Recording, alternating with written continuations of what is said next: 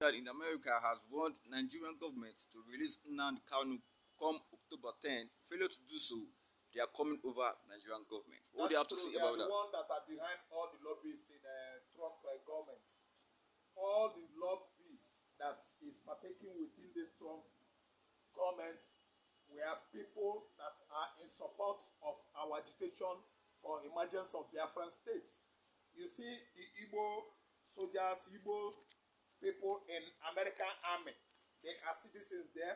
They actually observe what is going on in Nigeria, that what they started since 1970, 55 years ago, is still on course, progressively going on in Nigeria. That is over marginalization, over exploitation and the persecution of Igbo man in Nigeria. Nigerian people, Yoruba, Fulani and the Hausa excluded the Igbos from political leadership in Nigeria. That's why Nnamdi Kanu took it upon himself to be agitating for emergence of Biafra sovereignty. And they have joined forces with Igbos in diaspora and warned Nigeria that comes 10th October, they must, not should, must, M-U-S-T, remove Nnamdi Kanu from prison for God's sake. What is it that Nnamdi Kanu did that Igboho did not do?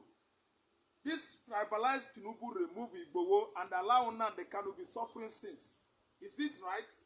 Is it because he's an Igbo man? That's why he doesn't have any support, anybody in government to help remove him there. The court has actually set him free. What he's doing is no crime. It is right of every citizen, confirmed by United Nations, United States, Canada, Israel, Russia, to agitate for self-determination. Right of everybody in Nigeria, everybody in Africa. We have right to agitate for our own states. It is a separate entity that started in 1967. Ojukwu declared Biafra. May 31st. What is the need of detaining somebody that is agitating for emergence of Biafra? Is it a crime? Is it extra-legal to agitate for self-realization and determination? It is allowed in United Nations Charter. So these veteran soldiers in American Army are ready to come to slug it out with Nigerian military forces. CDS, Christopher Musa, has been bragging and boasting. He has over-boasted that he could do this, he could do that. After annihilating many, decimating many Igbo youths, neutralizing these people, calling them terrorists. No wonder Canada has actually concluded that they're not going to give Sergeant Christopher Musa visa. They said he is a terrorist because after accusing Igbo man of terrorism, Canada has been seeing terrorists operating freely in the north, freely in the mid-belt, annihilating and killing Benue people in their large numbers, setting them ablaze, touching down their building, thatched houses. And that has actually perfected accusation by Canadian government against CDS Musa that he himself is a terrorist. Because Samuneba himself, that is suffering in jail right now in Finland, committed the same offense Igboho committed. Aba is agitating for emergence of Biafra.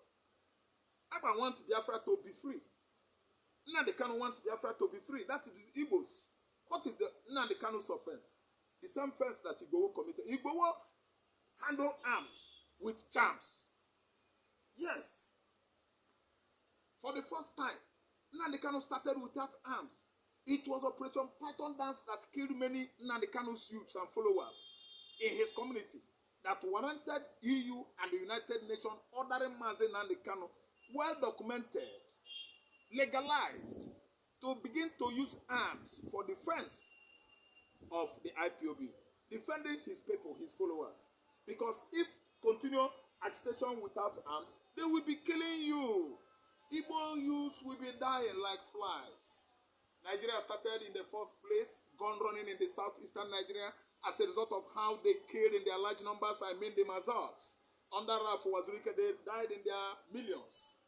That's why Mazi Nnamdi Kanu took it upon himself since 2013 till date agitating for emancipation of Biafra. And he was doing it empty-handed. He was not using arms. Right now, after Operation Python Dance, they secreted Mazi Nnamdi Kanu's palace, killing over 280 Igbo youths that are his followers. United Nations has to give him instruction to be using arms for self-defense. Self-defense is allowed in any armed struggling. Now it is time for United Nations organization to step it up that Mazi Nnamdi Kanu is overdue for release.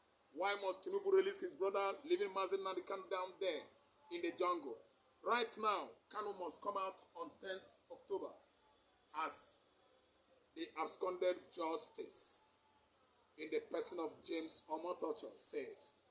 A man that started well, all of a sudden he deviated, becoming unstable. After inviting many DSS as witnesses, they came and witnessed on the dock, witnessing and ended witnessing for nothing, zero witness. Because all the unsubstantiated evidences they come up with were struck out by federal appeal courts. They were nothing. Those evidences are nothing. So they struck it out, and Mazi Nnamdi Kanu winning streak kept on progressively going. Mazi Nnamdi Kanu won 2022. Mazi Nnamdi Kanu won in the Court of Appeal 2023. Mazi Nnamdi Kanu won in the Court of Appeal 2024. Mazi Nnamdi Kanu won in the Supreme Court 2025, and he is still winning. The best thing for Nigerian government to do now is to set him free. He has violated no law. Nigerian constitution says it. One can become free anytime after 100 years of a certain contraption that is not at least doing well for other provinces or regions. We are not being treated well in the southeastern Nigeria. Federal government of Nigeria project is for Yoruba land and Hausa land. It's not for Igbo land. That's why we have concluded that no amount of play, no amount of consultation could stop Igbo man from going his own way.